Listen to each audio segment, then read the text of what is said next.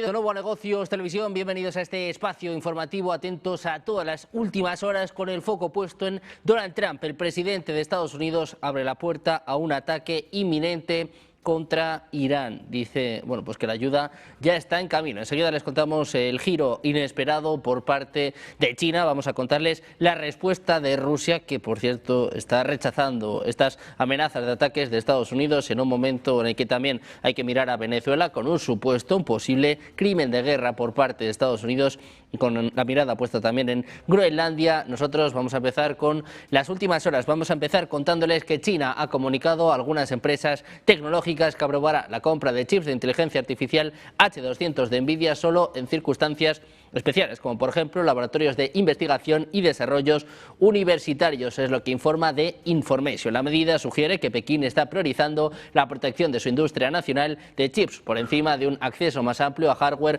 avanzado de inteligencia artificial extranjero, tras la decisión de Trump el mes pasado de permitir que Nvidia vendiera el H200 a China. La medida indica que Pekín prioriza la protección y el fortalecimiento de su industria nacional de semiconductores, incluso a costa de restringir el acceso más amplio a hardware avanzado inteligencia artificial. El mensaje enviado a las empresas deja claro que las autorizaciones serán excepcionales y selectivas y no para un despliegue comercial generalizado. Este movimiento se produce después de que el presidente de Estados Unidos, Donald Trump, autorizara el mes pasado a Nvidia a reanudar la venta de chips H200, una versión avanzada diseñada para cargas de trabajo de inteligencia artificial. La decisión de Washington fue interpretada como un alivio parcial de las restricciones, pero la respuesta de China sugiere que el impacto práctico será limitado. Por su parte, el presidente de Estados Unidos, Donald Trump, ha vuelto a amenazar a Irán este martes, declarando que canceló todas las reuniones con los funcionarios del país de Oriente Medio. Agregó que Teherán pagará un alto precio. Decía, patriotas iraníes sigan protestando, tomen sus instituciones, guarden los nombres de los asesinos y abusadores, es lo que escribía en un mensaje en Truth Social. Explicó que no se va a reunir con funcionarios iraníes hasta que cesen las matanzas sin sentido de manifestantes. Decía, la ayuda ya está en camino, hagamos que Irán vuelva a ser grande. Trump advertía a Irán sobre una intervención militar para favorecer las protestas contra el gobierno en el país. Afirmó que los líderes iraníes le contactaron para negociar un acuerdo nuclear. Afirmaba que podría actuar antes de que estas conversaciones pudieran incluso iniciarse. A todo esto tenemos la primera respuesta por parte de Irán. Les contamos que el jefe de seguridad iraní, Ali Larijani, acaba de responder este martes a la amenaza del presidente de Estados Unidos, Donald Trump, contra Teherán. Dice Larijani que Trump es uno de los principales asesinos del pueblo iraní. También ha mencionado al primer ministro israelí, Benjamin Netanyahu, con un comentario que se ha producido horas después de que el presidente de Estados Unidos amenazara con que las autoridades iraníes pagarían un alto precio por sus acciones contra los manifestantes. Prometía que la ayuda ya estaba en camino. Irán responde a la amenaza de Donald Trump. Dice que el presidente de Estados Unidos es uno de los principales asesinos del pueblo iraní. Precisamente les contamos también que Irán se va a retirar de los próximos ejercicios navales con China y Rusia en Sudáfrica, es lo que apuntan medios locales. El medio sudafricano News 24 ha informado que Irán ya no va a participar en el ejercicio marítimo conjunto Voluntad de Paz 2026, en el que participan los países BRICS junto con buques de guerra rusos, chinos y emiratíes. Esto ocurre en medio de una creciente presión del presidente de Estados Unidos, Donald Trump, sobre las relaciones de los países con Irán, amenazando con un arancel del 25% a cualquier nación que haga negocios con el régimen, que ha confirmado que cerca de 2.000 personas han fallecido en estas protestas a nivel nacional. La retirada de las fuerzas iraníes de este ejercicio naval conjunto destaca, al menos en parte, la creciente influencia de la política económica y exterior de Estados Unidos en las alianzas y actividades militares globales. Precisamente les contamos que cerca de 2.000 personas habrían fallecido en estas protestas en Irán, es lo que informaba un funcionario iraní a la agencia de noticias Reuters. El funcionario decía que esta cifra incluye al personal de seguridad y culpa a los terroristas por las muertes. Antes de esto, las últimas cifras sobre el número de muertos que teníamos eran de al menos 646 personas, es al menos lo que apuntaba la agencia de noticias de activistas de derechos humanos con sede en Estados Unidos. El actual apagón de Internet en Irán significa que estas cifras no son la cifra total y dificultan la obtención de información fuera del país. Les contamos también que el líder supremo de Irán, el ayatolá Ali Khamenei, habría autorizado personalmente el uso de munición real contra los manifestantes durante la última ola de disturbios en el país, es lo que apuntaba Irán International, citando una información del Consejo Supremo de Seguridad Nacional y la Oficina Presidencial. Irán International informa que los asesinatos se llevaron a cabo por orden directa de Khamenei, con pleno conocimiento y aprobación de los jefes de los tres poderes del gobierno. El medio indicaba que el Consejo Supremo de Seguridad Nacional emitió formalmente una orden que permitía el uso de fuego real, siendo el cuerpo de la Guardia Revolucionaria Islámica y la milicia Basij los principales responsables de los tiroteos. Información del Consejo Supremo de Seguridad Nacional de Irán y la Oficina Presidencial, que apunta que más de 2.000 personas habrían fallecido por orden directa de Khamenei. Las tres ramas de este gobierno lo sabían y lo aprobaron. Esto significa que cuando Trump decida si atacar o no, tiene muestras que precisamente apuntan a quien dio directamente esta orden, apuntan directamente a Khamenei. Y a todo esto, Estados Unidos considera nuevas sanciones contra los sectores energético y bancario de Irán, así como contra figuras clave del país, es lo que informa ABC News. Según exfuncionarios de Estados Unidos citados por este medio, otras opciones que posiblemente van a llegar al despacho de Trump irían desde ataques militares a gran escala hasta golpes más selectivos contra líderes concretos iraníes o instalaciones policiales. Es probable que Washington considere también ciberataques contra el gobierno iraní, así como operaciones de influencia online destinadas a amplificar los mensajes de los manifestantes en Internet y socavar al Ejecutivo. Trump advertía que cualquier país que haga negocios con Irán va a pagar un arancel del 25% sobre todos los negocios que tenga con Estados Unidos. También les contamos la respuesta por parte de China. La portavoz del Ministerio de Exteriores chino hablaba en una conferencia de prensa sobre estas recientes amenazas por parte de Donald Trump sobre Irán. Dice que la postura de Pekín sobre la cuestión de los aranceles es muy clara. En una guerra arancelaria no hay ganadores, es lo que recogen los medios locales. China además ha expresado que va a defender firmemente sus derechos e intereses legítimos. En la jornada anterior indicaba que su nación se opone firmemente a la injerencia en los asuntos internos de otros países. Sostiene firmemente que la soberanía y la seguridad de todos los países deben estar plenamente protegidas por el derecho internacional. Se opone a la amenaza o al uso de la misma para forzar relaciones internacionales y pide además a todas las partes que intensifiquen sus esfuerzos para promover la paz y la estabilidad en Oriente Medio.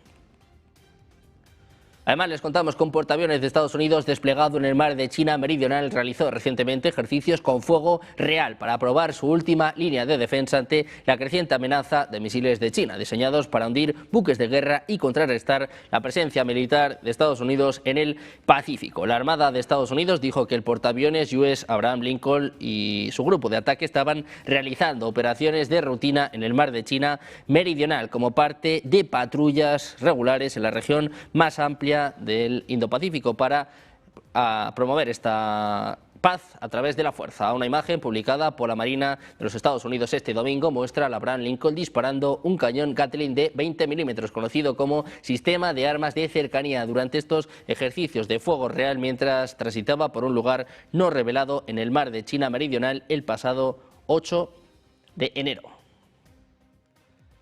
Con el foco puesto en Irán, les contamos también que The Telegraph ha descubierto planos sin editar que muestran que China planea construir una cámara subterránea oculta debajo de su propuesta superembajada en Londres, ubicada directamente en el lado de cables de la fibra óptica que transportan datos financieros y de Internet altamente sensibles para la City de Londres. Los cables forman parte del London Internet Exchange, un centro central que maneja transacciones bancarias, datos de mercado y comunicaciones digitales para millones de usuarios. El acceso a ellos podría exponer incluso algunos sistemas financieros, comunicaciones gubernamentales y secretos comerciales. La cámara es una de las 208 habitaciones ocultas en el sótano debajo del antiguo sitio de la Royal Mint. Los planos muestran que se ubicaría a poco más de 1 metro de estos cables. Requeriría la reconstrucción de una pared del sótano junto a ellos y además incluiría sistemas de extracción de aire caliente, lo que genera preocupaciones de que podría albergar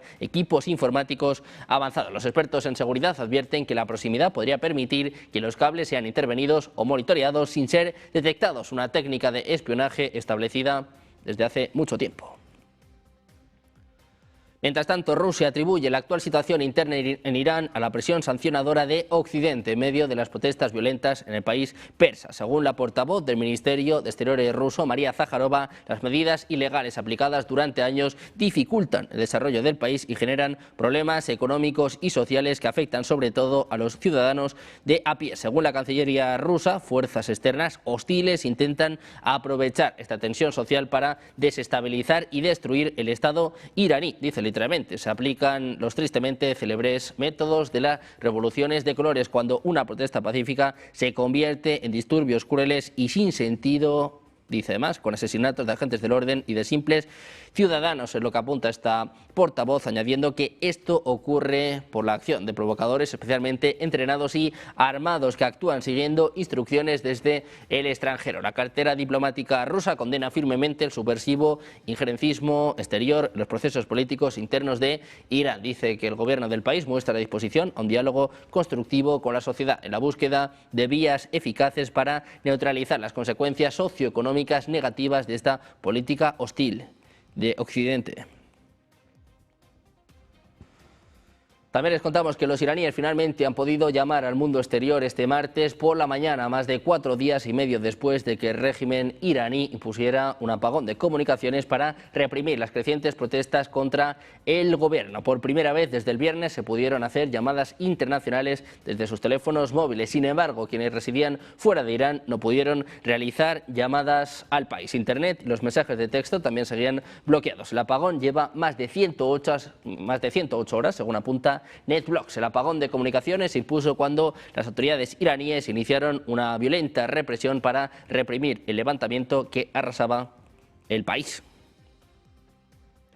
Miramos también a Venezuela para contarles que Estados Unidos habría utilizado una aeronave con apariencia civil para llevar a cabo el pasado 2 de septiembre su primer ataque en el Mar Caribe contra una supuesta narcolancha que causó la muerte de al menos 11 personas, es lo que informa The New York Times. Además de ser pintada para parecer un avión civil, la aeronave no llevaba armamento visible bajo las alas y ocultaba sus municiones dentro del fuselaje. El hecho violaría las leyes internacionales de conflicto armado que prohíben a los combatientes simular ser civiles para engañar a los adversarios y hacerlos bajar la guardia para luego atacarlos y matarlos, lo que constituye un crimen de guerra llamado perfidia. Funcionarios que tuvieron acceso a las grabaciones del ataque señalan que la aeronave descendió a baja altura, después de lo cual la embarcación, aparentemente después de avistar este avión, regresó a Venezuela antes de que fuera atacada.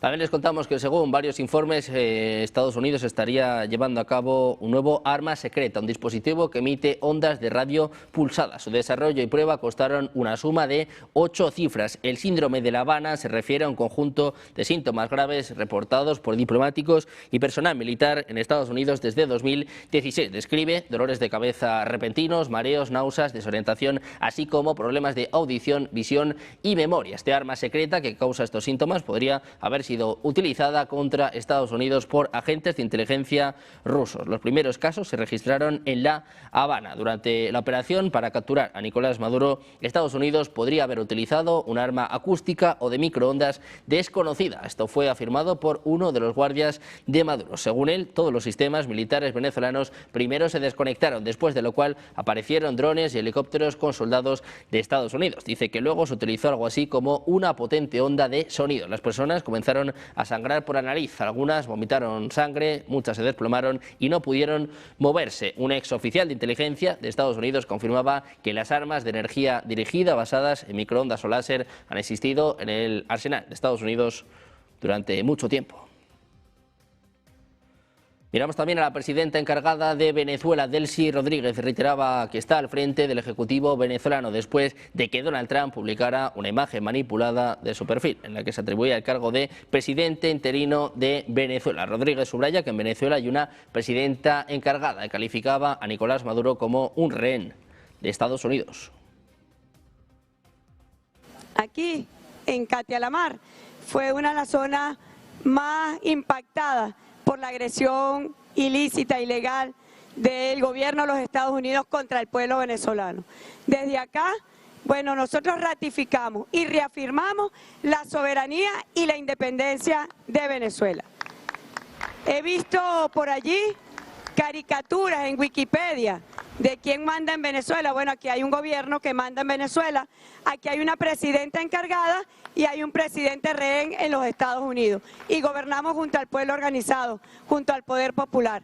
Y avanzamos en relaciones internacionales de respeto, en el marco de la legalidad internacional, para hacer reivindicar y para proteger los derechos de nuestra amada Venezuela.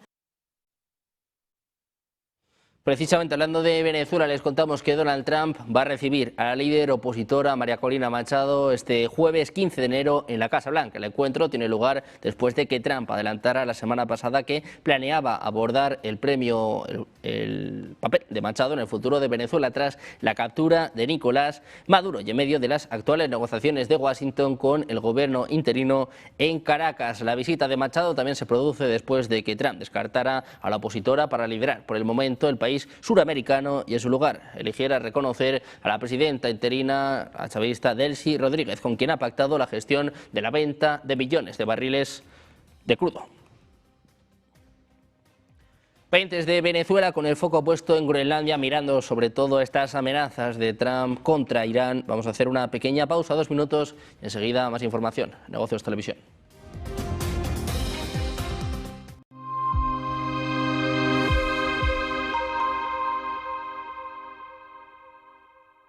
El ministro de Defensa alemán se le escapaban determinados temas. Todos estamos siendo, dice, observados y grabados, y no sé qué más, dice Pistorius, por satélites rusos, chinos y de otros países. Claro, es que nos observan, nos graban desde los satélites. ¿Y qué está haciendo Europa y Estados Unidos? Alguien le habrá metido un coscorrón, ¿pero qué dice? Que les está dando a entender todo lo que... ¿Qué? El sistema de control de los satélites, es decir, a los países no le hagan nada, a las élites, a esto no le hagan nada, pero a la población tenla bien atadita. Todos estamos siendo observados y grabados. Entonces no era una cuestión de conspiración, entonces no era una exageración, entonces no estamos hablando de que la población preocupada por el excesivo control social de unas élites que con la capacidad que tienen de grabación, de control y de observación de la población puedan llegar a manipularlos. Si lo pueden hacer para controlar a 4 gobernantes, ¿qué no estarán haciendo para controlar el mensaje a nivel de la población? Piensa antes de publicar. La propia sociedad israelí es bastante más heterogénea de lo que nosotros pensamos. Nosotros, yo creo que a veces tendemos a pensar que un israelí es un judío, y no, realmente empiezas a escarbar y ves que es mucho más heterogéneo de lo que nosotros podemos pensar.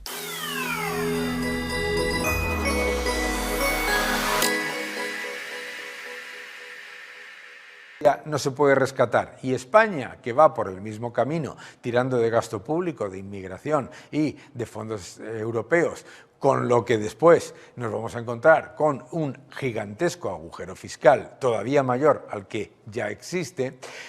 ¿Qué es lo que sabemos? Lo que sabemos es que eso no se puede rescatar. Grecia se podía rescatar, Francia no se puede rescatar, España tampoco.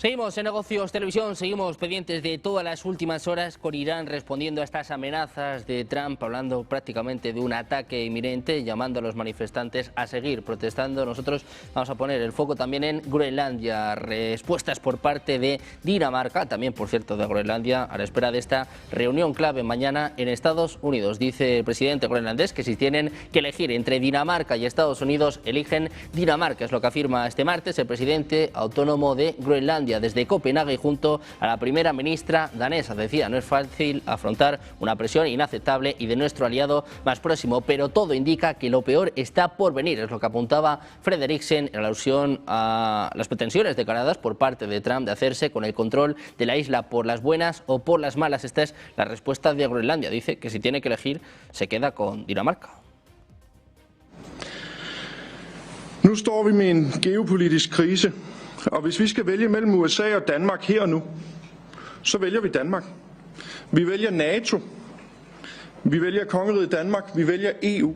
Nielsen y Frederiksen reiteraban la consigna compartida frente a los propósitos de Estados Unidos. Decían, Groenlandia no está en venta. Su comparecencia estaba destinada a exhibir cohesión ante la cita de este miércoles en Washington, centrada en el futuro de Groenlandia. Su anfitrión será J.D. Vance y también se espera a Marco Rubio. También se dice que va a estar el ministro de Exteriores de Dinamarca y también la titular de Exteriores groenlandesa. Precisamente vamos a escuchar a la primera ministra danesa, Mette Frederiksen, hablar sobre la difícil presión por parte de Estados Unidos. Det har ikke været nemt at stå op imod et helt uacceptabelt pres fra vores nærmeste allierede igennem en menneskealder, men meget tyder samtidig på, at det sværeste nu ligger foran os. Og det er undervejs blevet stadig mere tydeligt, at selvom det er grønlænderne, der først og fremmest mærker utrygheden, og selvom vi i hele rigsfællesskabet har skulle lægge øre til mange fornærmelser, så er der noget meget mere grundlæggende på spil. También hablamos del secretario general de la OTAN, Mark Rutte. Afirmaba este martes que no hay desencuentros entre los miembros de la Alianza Atlántica en lo que se refiere a la seguridad del Ártico, después de que Trump no haya descartado el uso de la fuerza militar contra Groenlandia. Así habla Rutte sobre estas conversaciones en torno a Groenlandia.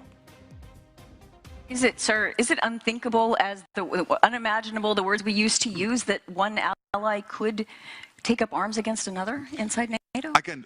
My role as Secretary General, I'm very clear. I never ever comment when there are discussions within the alliance. We have discussions between Greece and Turkey. We have had discussions between other allies. What you then will see all my predecessors do, and myself, is never comment on that in public. You work behind the scenes, and when it comes to the issue at stake here, and I believe there is a bigger issue at stake here, and that is the defense of the High North, the defense of the Arctic area, there you can be sure that we do everything to protect the whole of the alliance. That's my role, to keep 1 billion people safe, and that is not only the eastern flank and the US and the southern flank, that is also the Arctic. Decía Rutte, cuando hablamos de la seguridad de la región ártica no hay desacuerdo dentro de la alianza, es lo que subraya en un debate organizado por el Grupo de los Liberales en el Parlamento Europeo, preguntado precisamente por este conflicto en torno a Groenlandia. Señalaba que la cuestión de la seguridad ártica no afecta solo a los 7 países que se sitúan geográficamente en esa zona, sino que también a otros como Reino Unido o Alemania, que anunciaba que quieren ayudar para garantizar que esta región ártica, es decir, Estados Unidos, Canadá y Europa, permanezca segura. Precisamente mirando a Estados Unidos, les contamos que una base del ejército en Alaska que desempeña un papel clave en la interceptación de misiles balísticos intercontinentales en caso de guerra nuclear ha reconocido dificultades para mantener sus instalaciones de comedor en funcionamiento tras una salida masiva de personal bajo la campaña de recortes presupuestarios del gobierno. En su informe de justificación para solicitar una exención a los requisitos de licitación competitiva, el ejército señalaba que Fort Greely afronta una interrupción crítica en las operaciones de servicios de alimentación resultante de la pérdida por parte del gobierno de puestos civiles esenciales debido al programa de dimisión diferida, jubilaciones y congelación de contraprestaciones federales. Dice que la escasez de trabajadores está poniendo en peligro la preparación de los soldados. Fort Greely alberga el 49 Batallón de Defensa de Misiles, que opera el mayor sistema antimisiles de alcance medio basado en tierra, y también el centro de pruebas en regiones frías, donde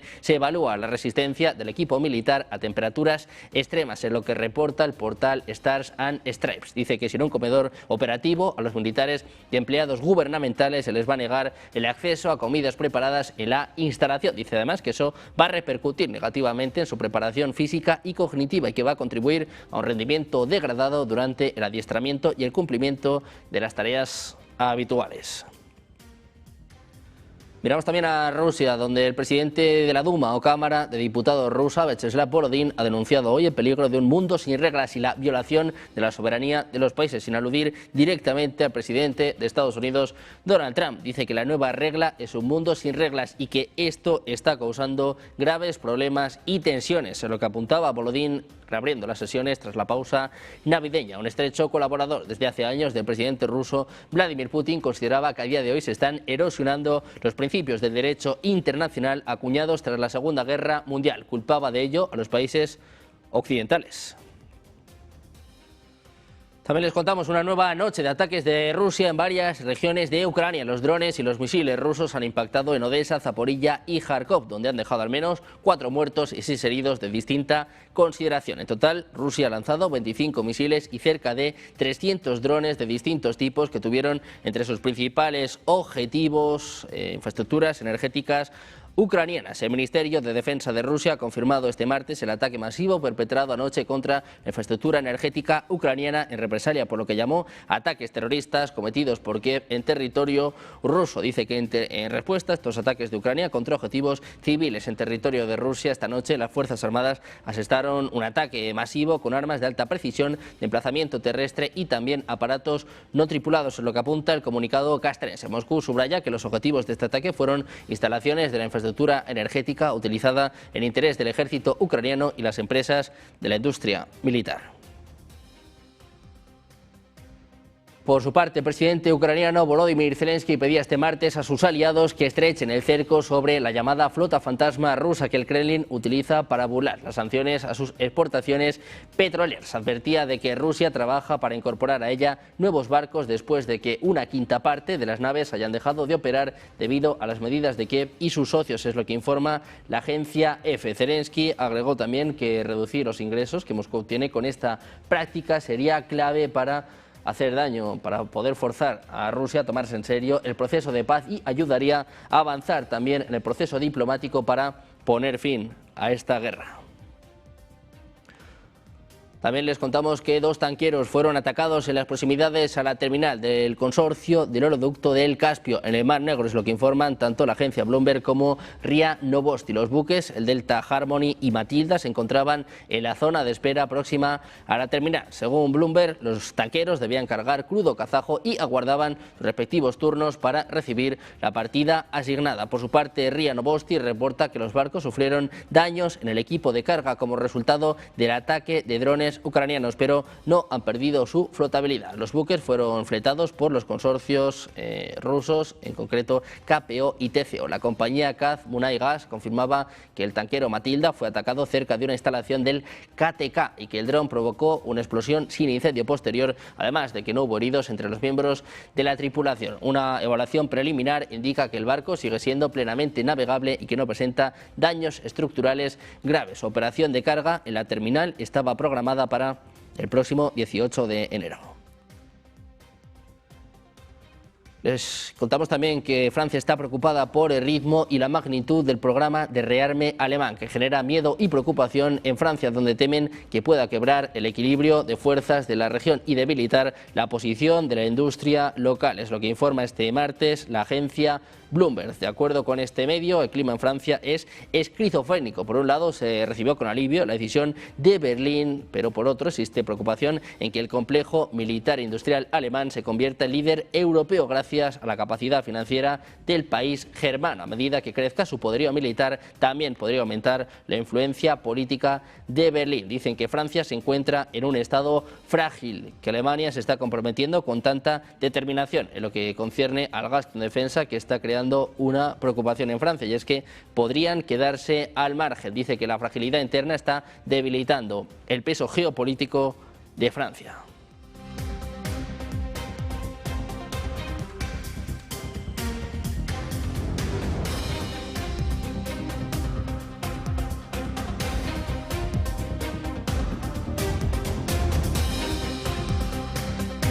Pendientes de Francia, mirando estas alarmas en Europa en un momento marcado por las amenazas de Trump de un ataque inminente en Irán. Les contábamos la respuesta hace escasos minutos por parte de Ari Larijani, y dice que tanto Trump como Netanyahu son los principales asesinos de ciudadanos iraníes. Vamos a hacer una pequeña pausa, 2 minutos, y enseguida el mejor análisis en Negocios Televisión.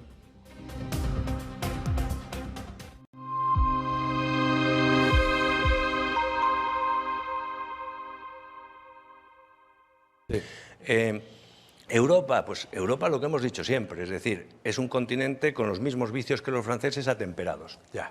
Exceso de regulaciones, exceso de gasto público, exceso de impuestos, exceso de burocracia y además, en el caso de Europa, con un paraguas nefasto